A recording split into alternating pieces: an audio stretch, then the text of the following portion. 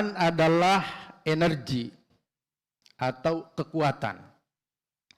Kekuatan yang memotivasi, menggerakkan untuk beramal soleh, untuk berhijrah, untuk berjihad, untuk berdakwah.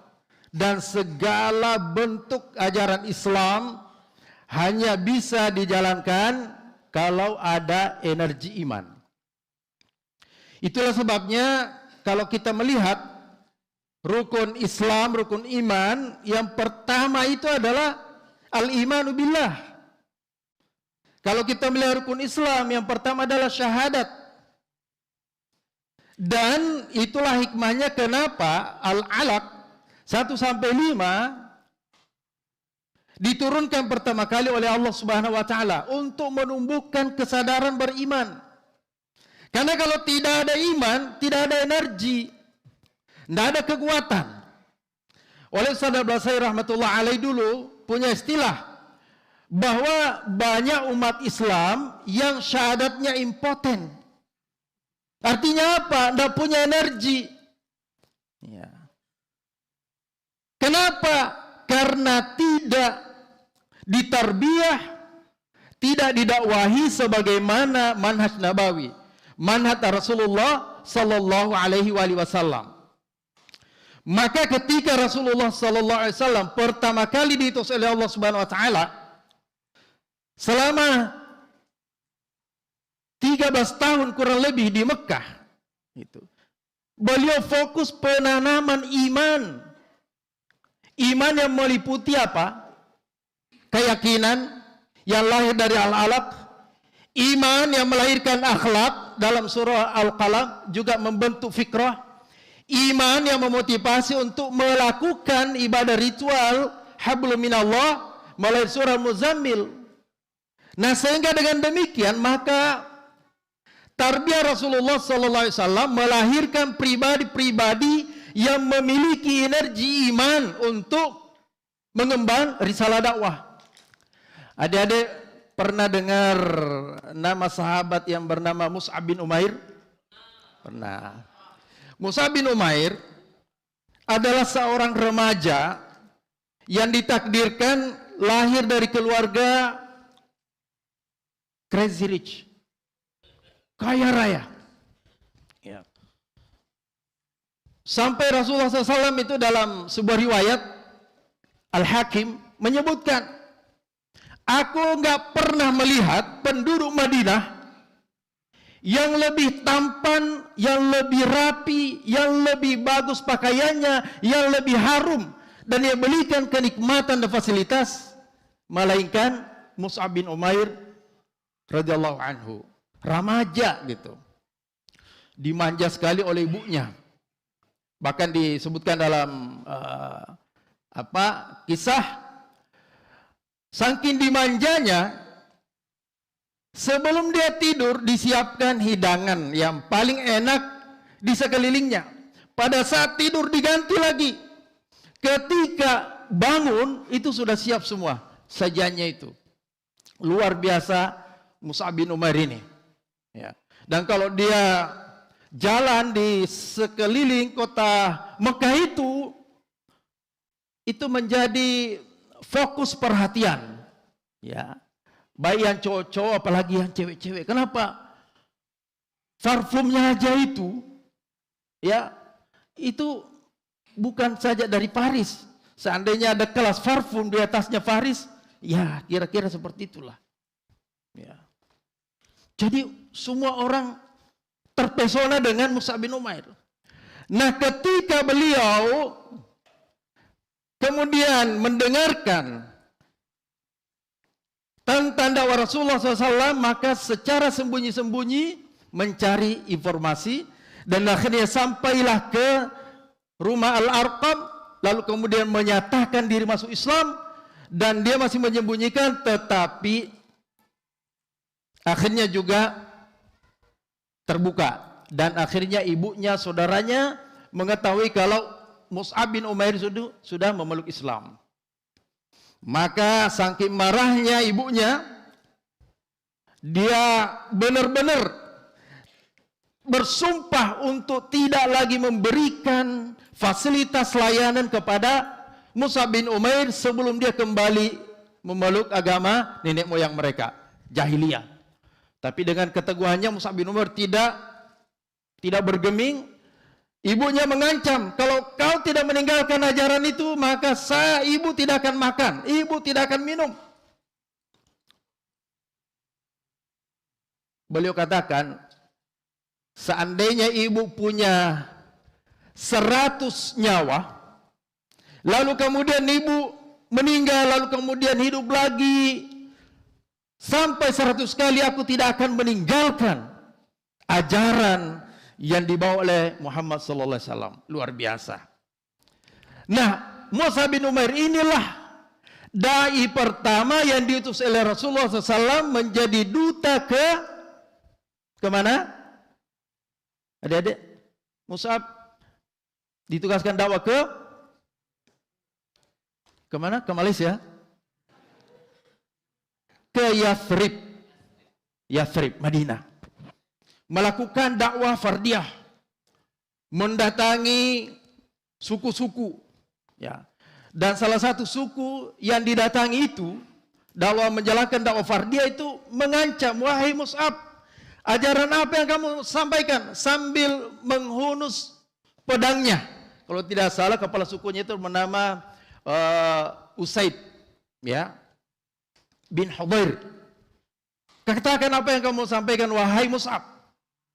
Dengan santai, dengan santun, dengan ceria, senyum yang berseri-seri, Mus'ab menyampaikan ajaran Rasulullah SAW. Dan ternyata, ya, hunusan pedang ini tadi kemudian ditarik, dimasukkan dalam sarungnya, lalu kemudian kepala suku ini mengatakan, wahai Mus'ab, sungguh luar biasa indahnya ajaran yang kamu bawa ini. Ini dari mana kau dapatkan? Barulah kemudian dia jelaskan dan kemudian akhirnya mereka semua masuk Islam. Apa yang menggerakkan Mus'ab bin Umair meninggalkan fasilitas duniawiah yang sangat mewah? Itu adalah karena ada energi iman. Apa yang mendorong Mus'ab bin Umair berangkat ke Madinah tanpa takut? Belum ada orang yang beriman di Madinah pada saat itu, dan beliau adalah seorang remaja dan menghadapi hunusan pedang. Adalah karena apa? Energi iman. Luar biasa. Ya. Dan inilah yang kemudian diwarisi oleh kader-kader Hidayatullah. Dan termasuk Ustaz Fadlan Garamatan.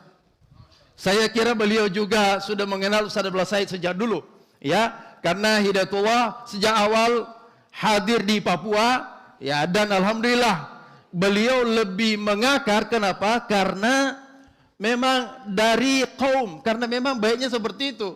Nabi diutus kepada kaumnya sehingga mudah diterima, ya. Nah, Ustaz Fadlan ini seperti itu, ya. Selain karena tentu petunjuk dari Allah Subhanahu wa taala, tetapi memang ada daya tarik tersendiri. Sama dengan Ustaz Zain. Kalau pergi ke Jawa Barat, ya tentu beda dengan kalau saya yang berdakwah ke sana. Ya kan? Pasti, ya. Dan itu pengaruh psikologinya besar. Makanya Rasulullah SAW diutus oleh Allah Subhanahu wa taala dari kalangan bangsa mereka.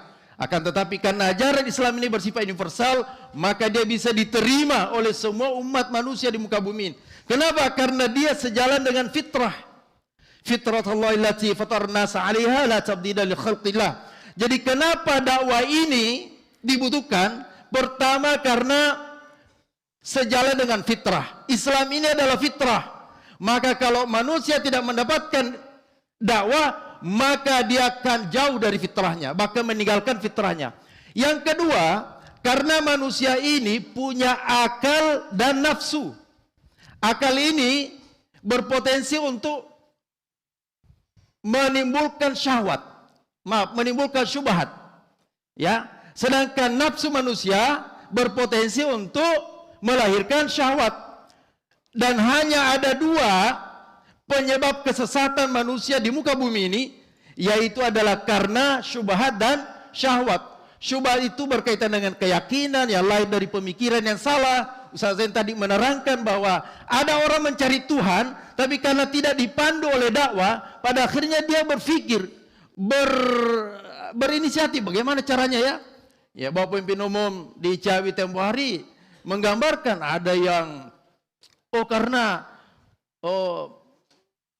Tuhan itu besar, maka makhluk yang paling besar adalah gajah. Ya.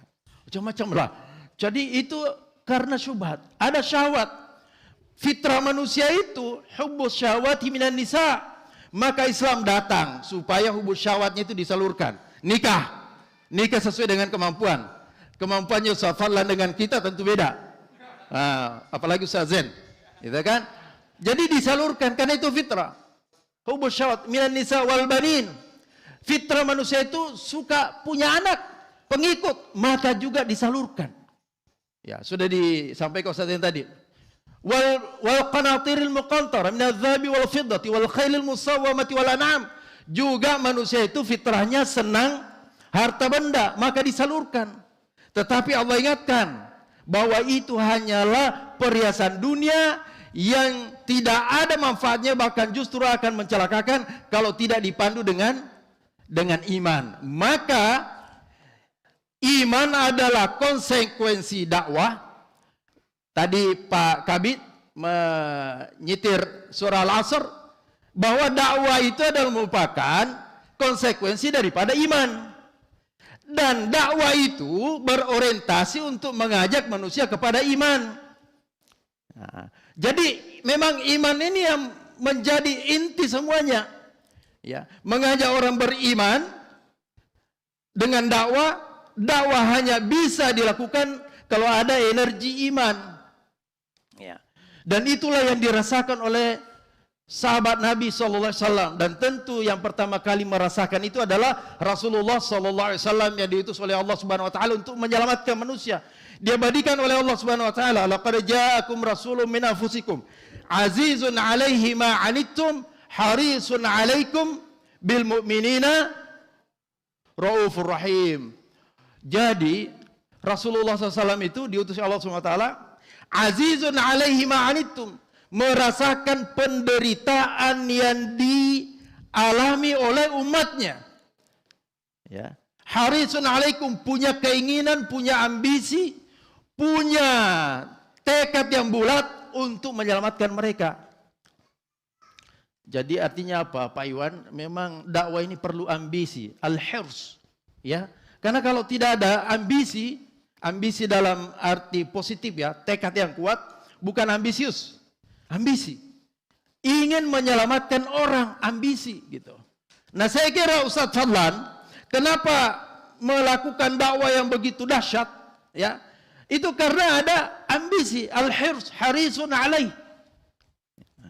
Bil mu'minina raufur rahim, tentu dengan sikap lemah lembut, kasih sayang, penuh cinta, sebagaimana yang diperhatikan oleh Mus'ab bin Umair tadi. Masya Allah, ini luar biasa. Kadar-kadar hidayatullah mengambil spirit dari Rasulullah SAW dan para sahabat yang siap ditugaskan kemana saja, tanpa tapi, tanpa nanti.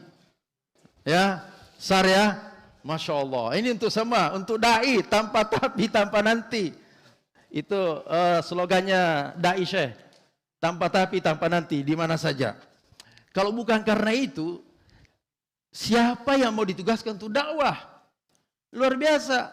Ada Ustadz Hidayatullah, ya, di awal-awal, itu dikirim ke Papua, waktu itu namanya Irian Jaya. Ya, disuruh aja berangkat oleh Ustadz itu. Terus di kapal Peldi, setelah ceramah ada jamaah yang tanya, Pak Ustadz mau kemana? Mau ke Irian Jaya. Mau ngapain? Mau dirikan pesantren. Di mana? Enggak tahu. Mau bikin pesantren, enggak tahu. Dia bilang, ya saya cuma disuruh berangkat. Kalau ada masjid, ya disitulah nanti saya akan cari orang-orang baik untuk kami ajak mendirikan pesantren. Oh, kalau betul Ustaz, saya ada masjid di dekat rumah, Ustaz ikut saya aja. Alhamdulillah. Jadi kayak begitu modelnya. Ya, kenapa? Mewarisi spiritnya Mus'ab bin Umair tadi. Ya, tanpa tapi, tanpa nanti. Kira-kira dai-dai muda sekarang ini, terutama adik-adik ini, siap kalau dilempar kemana saja, tanpa tapi, tanpa nanti, tanpa tiket, tanpa tunjangan. Ya, karena tunjangan kita itu, doktrinnya Ustaz Belasai itu sudah, ya, ajrun ghairu mamnun, itu tunjangan yang tidak bisa dihitung itu. Dan doktrin ini yang ditanamkan oleh beliau sebagai energi. In tansurullaha yansurkum wa yuthabbit qadamakum.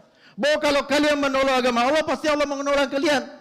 Sampai dai-dai yang diutus itu menghafal ayat ini aja terputar-putar, Pak. In tansurullaha yansurkum wa yuthabbit qadamakum. Membacanya saja terbalik-balik, tetapi menghunjam dalam jiwanya dan menjadi sebuah keyakinan. Itulah energi iman. Energi iman. Dan sahabat-sahabat Nabi SAW yang tugas berdakwah kemana saja, sebelum dipanggil pulang oleh Nabi, tidak akan pulang. Ya, siapa? Mu'adz bin Jabal ke Yaman. Dari Yaman dimutasi ke Jordan sampai meninggal di Jordan. Ya, pada masa sahabat Sa'ad bin Abi Waqqas dikirim ke mana? Ke Cina dan meninggal di Guangzhou, apa namanya itu ya? Ya, susah nyebutnya. Kira-kira itulah. Guangzhou. Meninggal di sana. Ya, Ibnu Abbas meninggal di Taif. Kami sempat ziarah kemarin. Apa lagi? Banyak. Nah, maka dai-dai hidayatullah, ya, mewarisi spirit ini. Tidak akan minta dimutasi sebelum ada perintah. Ini luar biasa dan inilah barokahnya. Kalau saja bukan karena energi iman dan ketaatan, maka dakwah ini tidak mungkin. Seandainya Ustaz Abdul Said rahimahullah hanya ingin membesarkan pesantren, maka cukuplah di Gunung Tembak itu dibesarkan sebesar-besarnya. Tapi Gunung Tembak aja belum selesai, beliau sudah kirim ke Papua, sudah kirim ke Sumatera. Padahal Kalimantan saja belum selesai. Kenapa? Karena ada energi bahwa Islam ini adalah rahmatan lil alamin, harus segera. Nah, manhaj dakwah yang diajarkan oleh Allah Subhanahu wa taala dalam Al-Qur'an, saya mau baca pantun dulu. Karena kalau Ustaz Zain tadi kan ada yel-yelnya. Saya pakai pantun aja ya. Cakep. Masya Allah. Berkelana musafir ke rimbah padang. Dikala subuh ia pun tiba. Jalan dakwah panjang melintang. Tapi yakin kemenangan bersama kita. Yang kedua, ya, supaya yang tidur bangun. Hari panas tubuh gerah. Alangkah segar minum nipah. Meski lelah jangan menyerah. Hidup memang untuk berdakwah. Allahu Akbar.